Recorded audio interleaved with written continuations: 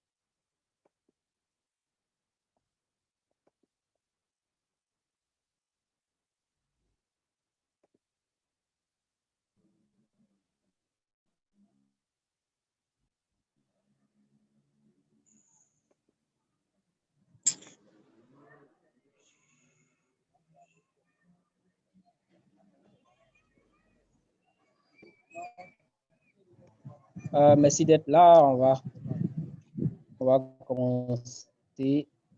On va avancer. Non, ce qui se passe là.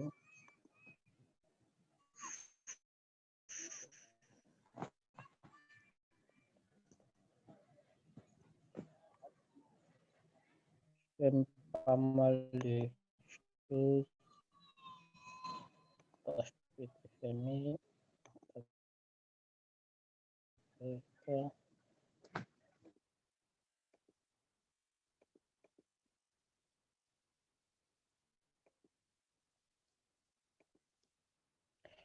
OK. Donc là, on va continuer. Les autres, nous prendrons un coup. On a fini tout ce qui est contrôleur. On va attaquer maintenant les views. Alors, comment est-ce que ça va se passer? Les views, c'est quoi? Les views, ici, dans un modèle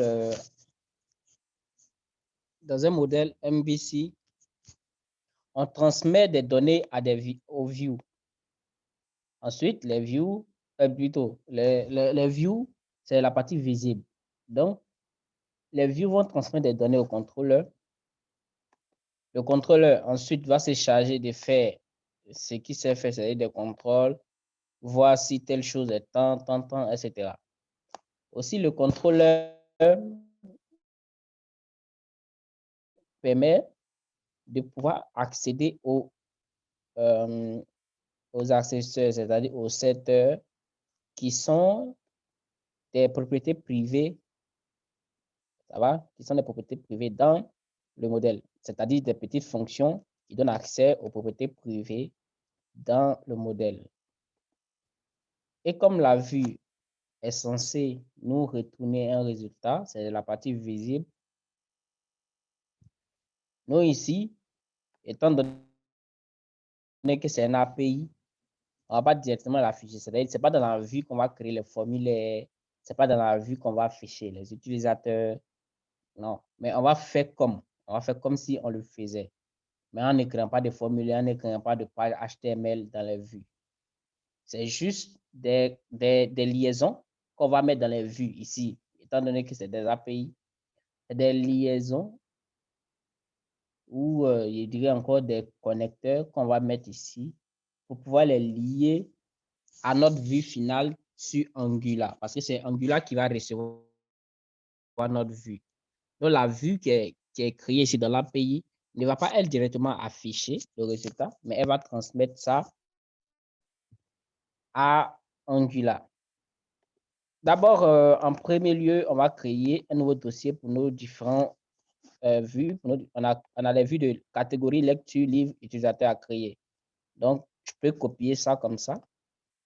Je peux sélectionner et je vais un peu paresseux. Je vais copier. Je clique sur vue et puis je paste. Voilà. Donc, ça va me copier tous les dossiers. Mais en principe, ces dossiers-là, ce n'est que les modèles, puisque c'est un modèle est copié, qu'il a recopié. Donc, je vais juste supprimer ça comme ça. Et supprimer les modèles. C'était pas pour OK. Do not again. Bon. Je ne vais pas cocher au cas où on a fait une erreur. Delete.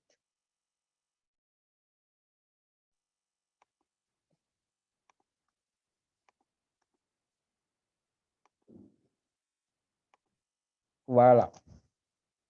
Et donc, dans la vue, on va créer des différentes routes. Par exemple, quand l'utilisateur veut s'inscrire, comment est-ce qu'il va faire? On va créer un premier fichier qu'on va appeler inscription. Ça va, comme ça, inscription. Qu'est-ce que c'est pour inscription? Voilà. Utilisateur.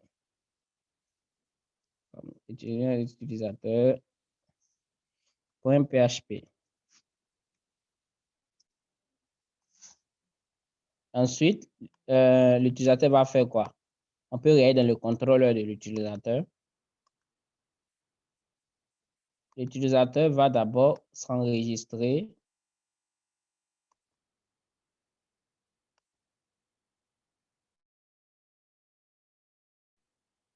Et on cherche à se connecter. Donc l'utilisateur va chercher, il va s'enregistrer au début. Ensuite, l'utilisateur va se connecter. Ensuite, on va récupérer tous les utilisateurs. On va lire un utilisateur. On va modifier un utilisateur. On va modifier un mot de passe. On va supprimer un utilisateur. Donc, voici les 4 éléments qui doivent retourner dans la vue. On a créé 4 fonctions. Ces fonctions-là, on sait que l'utilisateur doit enregistrer, etc., etc. Donc, on va s'inscrire. Pour s'inscrire, on va utiliser la fonction enregistrement utilisateur. Pour se connecter, on va utiliser la connexion, donc ainsi de suite. Alors, cette étape est très importante parce que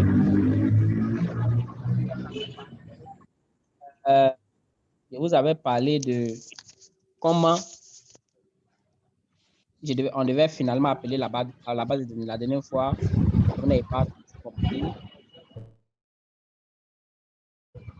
Vous n'avez pas tous compris, mais c'est en cela que cette partie devient importante. Attendez, je pense qu'il y a quelqu'un qui a un peu le son. Voilà, ça sera mieux, non? Si je coupe le son. OK. Donc, maintenant, comment est-ce qu'on va connecter? C'est une partie très, très importante. Donc, il va falloir faire très attention.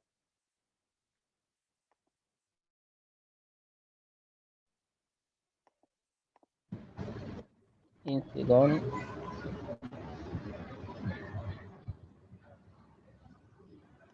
Dans ce dossier, on va ajouter des autorisations. Puisque c'est un livre qu'on va écrire. Donc, l'API a besoin des autorisations, puisqu'on on va retourner les résultats, on va envoyer les résultats sous un format spécifique. Les données qui vont entrer ou qui vont sortir doivent rentrer dans le format JSON. Donc, il y a encore un nouveau mot que vous êtes en train d'apprendre. Va venir dans un format JSON et après la transmission va se faire via HTTP. Donc, on a besoin d'autorisation. Alors, je vais vous coller un code qui est quand même standard. C'est quand même standard. Donc, vous pourrez utiliser un peu partout quand vous allez créer des API. D'abord, on est dans un fichier PHP. On a oublié de mettre la balise PHP. Comme ça. Et hop. On va doucement, je suis pas très rapide.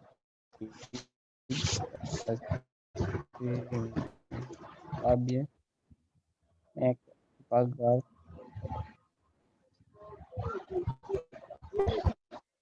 Donc ici, on a le header.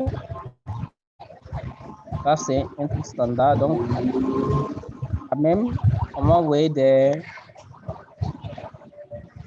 donc, il faut donner des autorisations. Le premier, ça veut dire quoi? Header access la Traoré.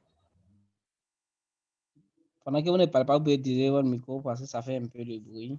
Merci.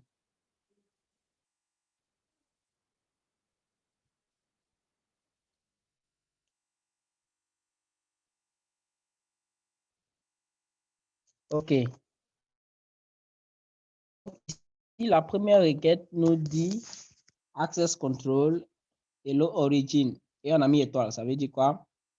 De quelle origine ou bien quels sont les sites sur lesquels on accepte notre API. Donc, on a mis étoile. On a mis étoile pour les accepter sur un localhost. C'est-à-dire pour qu'on puisse les accéder, on puisse utiliser l'API quand on est en local.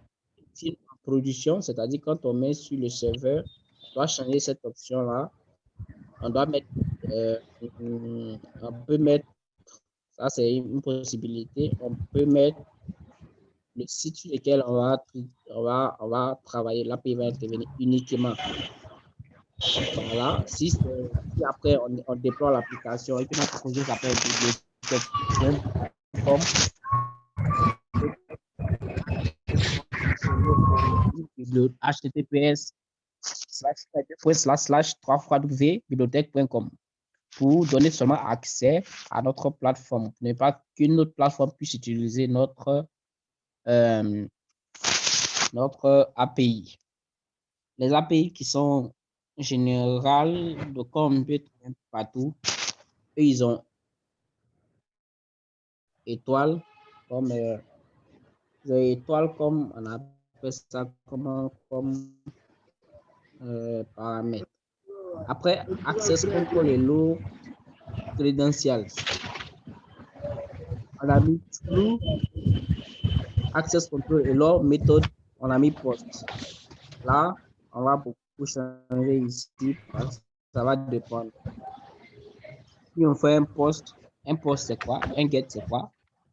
Et un petit donc, ça, c'est des paramètres qui vont rester standards, mais c'est très important. Il faudrait que vous puissiez donner des autorisations ou écrire des autorisations sur votre application. C'est une sorte de sécurité. Et donc, file.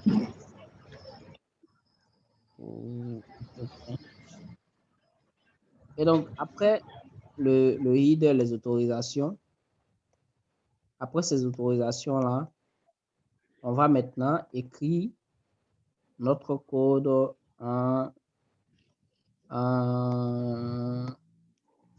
temps réel. Ici, on veut enregistrer un utilisateur. Pour enregistrer quelque chose dans la base de données, c'est-à-dire quand ça quitte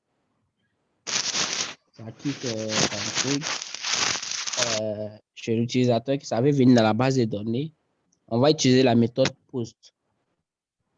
Et puis, ça dépend aussi, tant que ça vient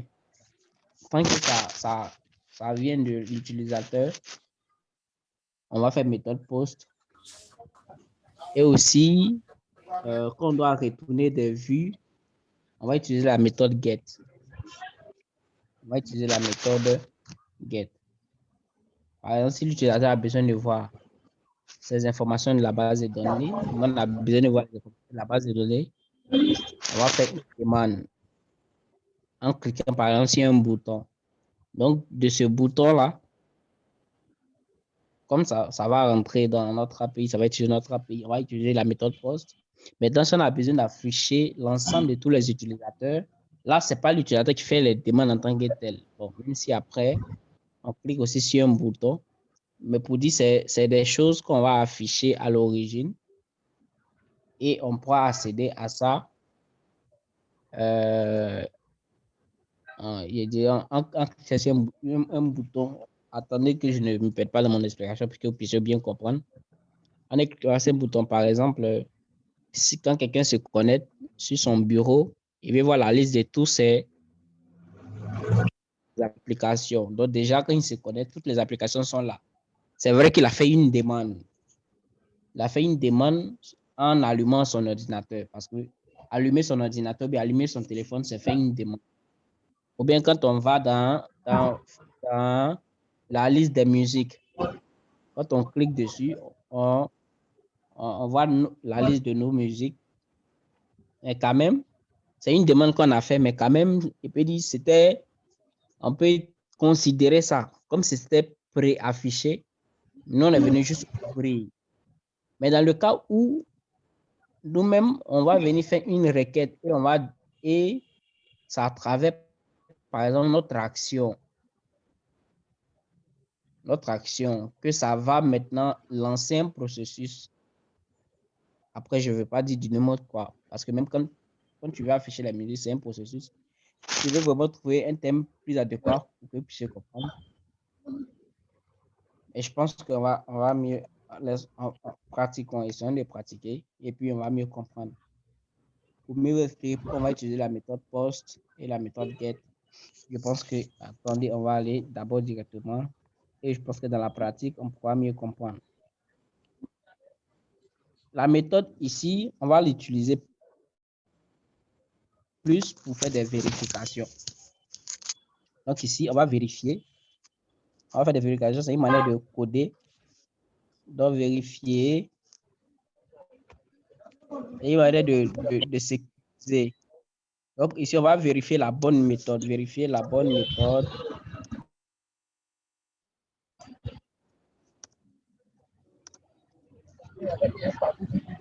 Méthode utilisée. Parce que je suis...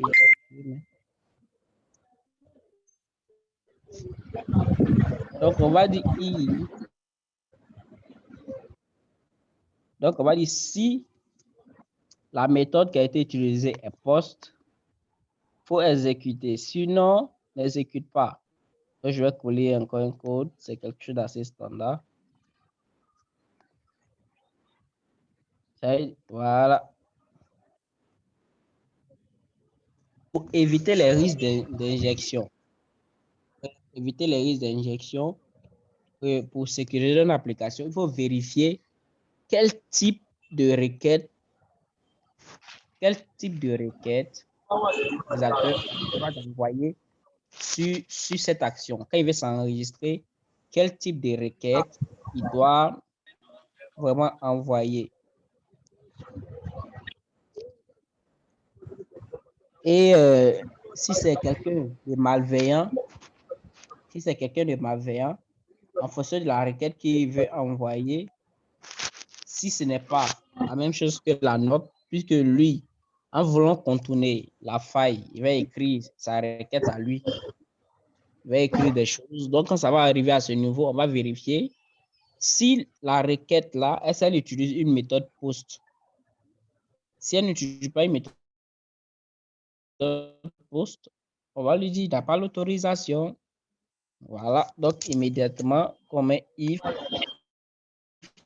on va mettre else, et on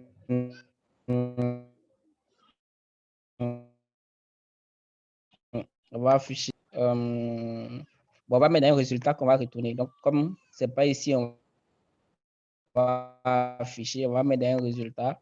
On va dire $result. Donc, $result, c'est lui qui va, on peut l'initialiser au départ, hein.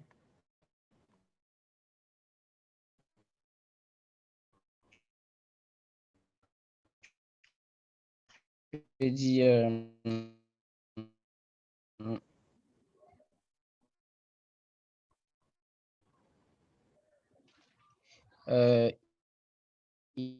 initialiser la... Oh, oui,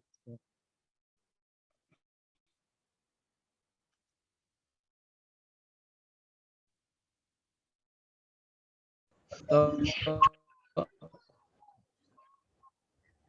qu'est-ce que je fais là? C'est égal à nul au départ. Je peux lui dire que c'est égal à nul au départ. Donc, je l'ai initialisé.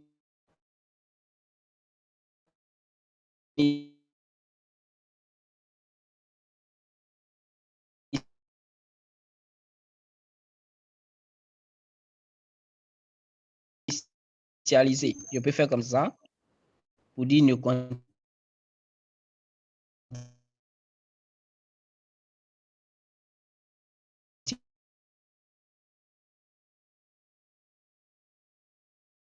Coupez vos micros, ceux qui ne parlent pas, ceux qui n'ont pas encore droit à la parole. Coupez vos micros, s'il vous plaît. Trouvez vos problèmes, s'il vous plaît. Là, j'ai un problème de réseau. Je ne sais pas pourquoi j'ai un problème de réseau. C'est toujours là. Traoré, tu peux couper ton micro, s'il te plaît.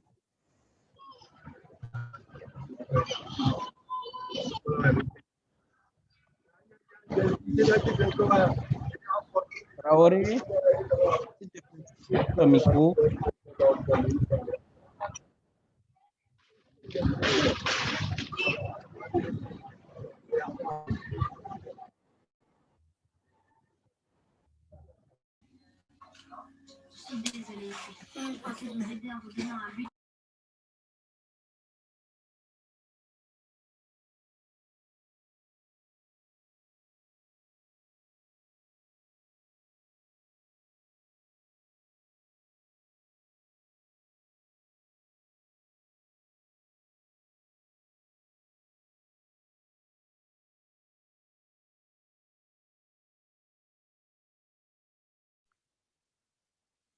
Allô? Je vais tout doucement pour vraiment vous faire comprendre.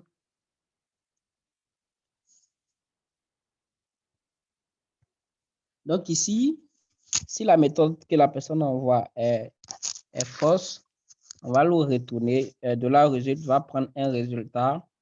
Et ce résultat-là, on va le coder au format JSON parce que on utilise Angular. Angular, c'est du JavaScript. Donc, il ne va pas utiliser de manière brute le résultat qu'on va lui envoyer. Il faut coder ce résultat, il faut l'encoder. Donc, on va l'encoder au format JSON. Donc, on va dire égal à JSON encode. On va l'encoder. On met point virgule à la fin. Comme ça. On n'a pas encore fini. Hein. Donc, Mater, une fois qu'on a fait l'encoder. excuse-moi. Allô? On ne voit plus ton Oui. écran. Hein? Vous ne voyez plus mon écran? Non. D'accord, donc je partage.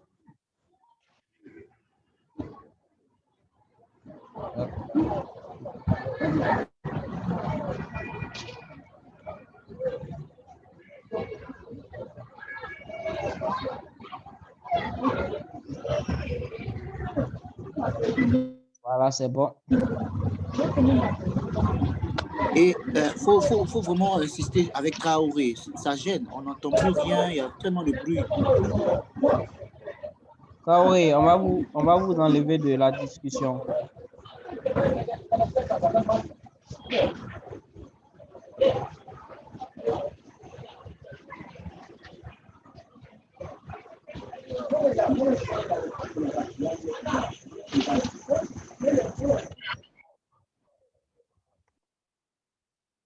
Voilà, j'étais obligé de l'enlever. C'est pas. Voilà, donc on peut continuer. Oui, c'est bon, c'est bon. Ok, on va continuer.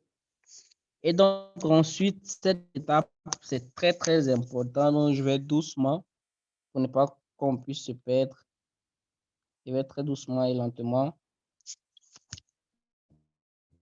Et voilà, donc au début de la vue, c'est quoi? Puisqu'on va lier notre vue à Angular, il faut donner des autorisations. Donc, ces autorisations, en PHP, on les écrit comme ça.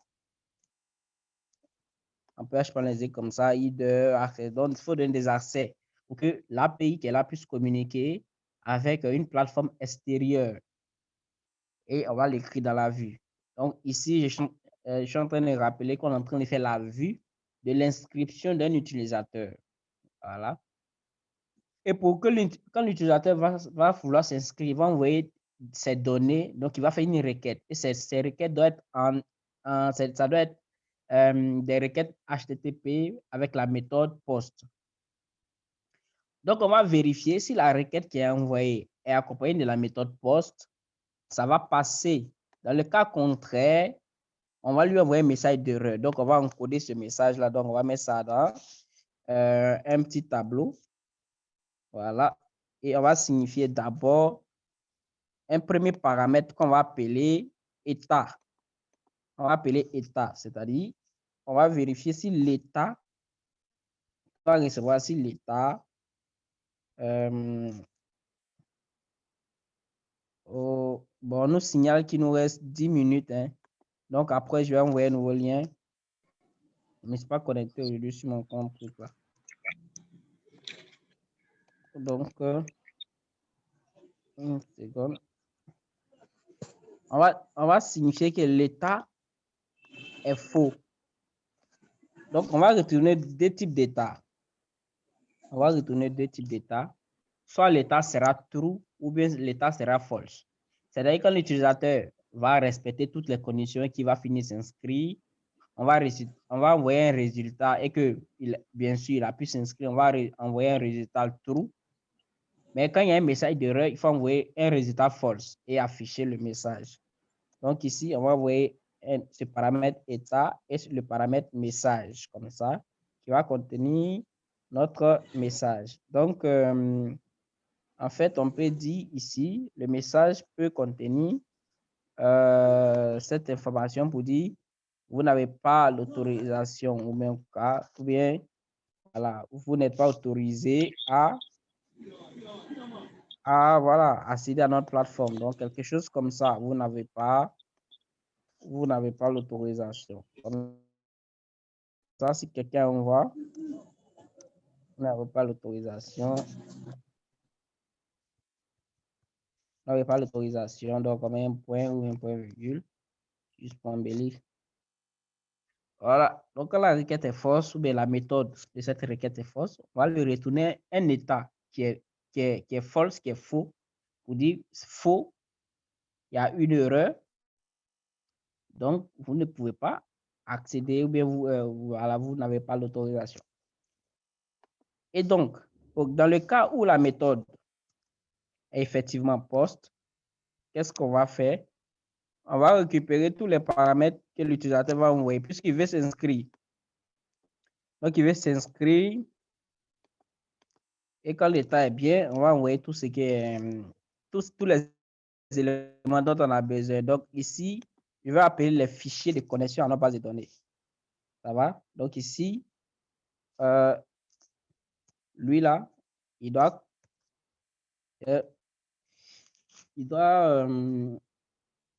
se connecter parce que juste là, on n'a pas encore connecté notre base de données, nos modèles, on n'a pas encore connecté le modèle au contrôleur, on n'a pas encore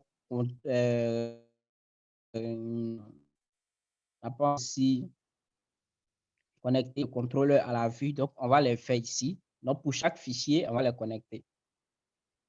Donc ici, le premier require, c'est dit quoi? Donc c'est-à-dire pour que ça puisse s'exécuter, on doit avoir besoin obligatoirement, voilà, ça requiert un fichier et ces fichiers, on va aller les chercher. Donc ici, referme-toi, qu'est-ce qu'il fait en bas?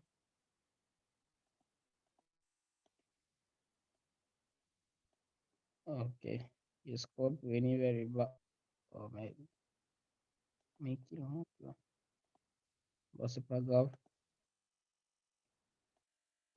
Il n'arrive plus à voir. Ok.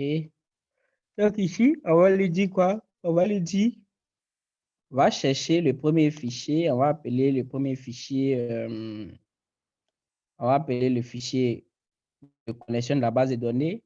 Après, on va appeler le modèle et après, on va appeler le contrôleur. Donc, ça se fait dans ce sens-là, à la base de données en premier. Après, on va mettre le modèle.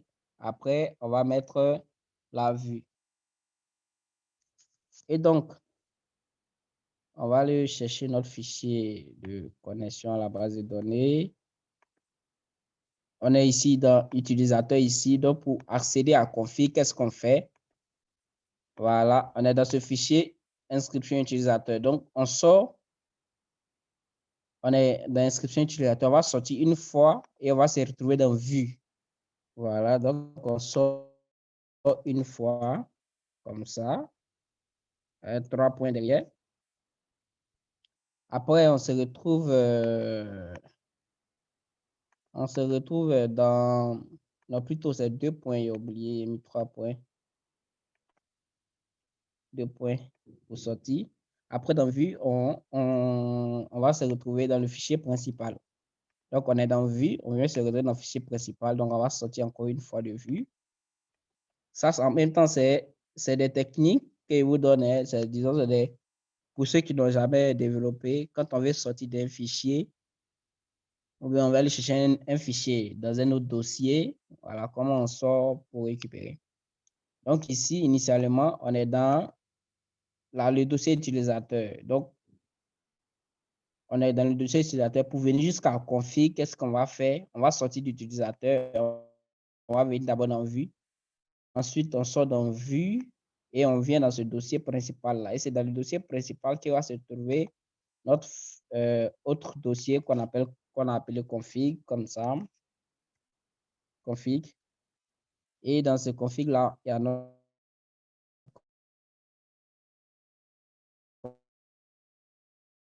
connexion. Et je trouve. Donc plutôt, ouais. Voilà, ça nous même immédiatement, ça nous montre qu'est-ce qu'il y a, etc. Donc c'est bon. Après, on doit finir dans notre modèle. Donc, on va faire comment? On sort encore une fois de vue. On est dans vue, on sort encore deuxième fois et on vient dans modèle. Et dans modèle, c'est quel modèle on va appeler? On va appeler le modèle de l'utilisateur. Donc, on rentre dans le dossier utilisateur.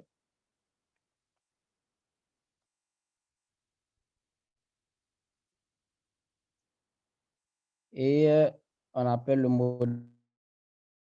modèle .php.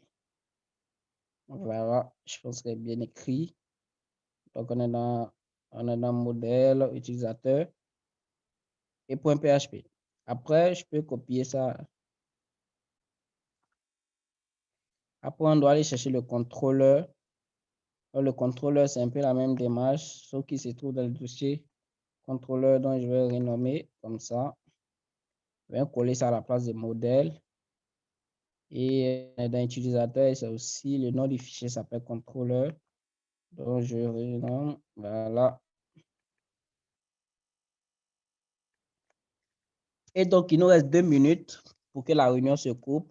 Je vais résumer ce qu'on vient de faire là avant qu'on ne puisse continuer avec le prochain lien. La dernière fois, je vous ai parlé, quand on faisait le contrôleur, par exemple, qu'on fait ici dans le contrôleur, je vous ai dit ici qu'on va instancier la table New Database. On va instancier plutôt la classe Database. La classe Database se trouve dans notre config, dans le dossier, dans le fichier connexion. Et donc, cette table-là, une fois qu'on l'a instanciée, on va prendre sa fonction publique qui s'appelle connexion, base de données, et on va injecter ça dans les autres modèles, c'est-à-dire les modèles utilisateurs, lecture, catégorie. Une fois que c'est injecté, on va venir le mettre dans le constructeur ici. Donc, on prend ici. Il va venir se retrouver dans le constructeur ici. Ici. Donc, on crée un constructeur qui va récupérer cette valeur-là. Donc, la fonction nous a retourné quelque chose et ce retour-là, on va venir mettre ça dans le construct de notre modèle et on va attribuer cette valeur-là à une variable privée qu'on appelait connexion. Donc, on va faire 10. Non, je descends un peu. Voilà, on va faire 10 connexions, prend la valeur de la fonction qui a été transmise. Et donc, c'est cette connexion-là qui va venir exécuter ou préparer nos requêtes et pouvoir faire l'exécution dans la base de données. Donc, c'est un schéma, c'est ce principe-là. Et donc, maintenant qu'on l'a appelé, maintenant qu'on a créé la vue utilisateur, on a connecté le modèle, le contrôleur, on a connecté la base de données maintenant. Donc, tout est connecté finalement. Donc, ce processus, ça veut dire qu'on a connecté la vue au contrôleur, ensuite le contrôleur au modèle, et la base de données est contrôlée, et le modèle est connecté à la base de données. Donc, c'est ce processus-là